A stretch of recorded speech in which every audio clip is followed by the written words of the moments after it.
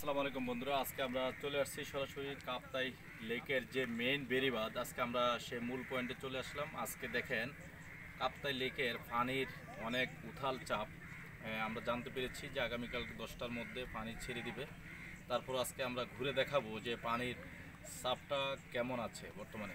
দেখো, এই যে দেখেন বন্ধুরা, দেখতে পাচ্ছেন যে পানি অনেক পরিমাণ চাপ দিছে বর্তমানে, এবং ওই পাশে পুরো একদম শুকনা এবং এ পাশে প্রচুর পরিমাণে পানি। দুই পাহাড়ের যে লেক আছে এবং পাহাড়ের পানিগুলো বিস্তৃত হইয়া লেগের যে বিভিন্ন ধরনের ঝর্ণার এবং আল্লাহর কুদরতি পানি বললেই চলে, এখানে এসে জমা হয়ে যায়। এবং কালকে একটা মাছের খেলা হবে, ইনশাল্লাহ সুযোগ পেলে আপনাদেরকে ভিডিওটা দেখাবো। চলুন বন্ধুরা, তাহলে দেখি কাপ্তাই লেকের চতুর্পাশের ভিউ।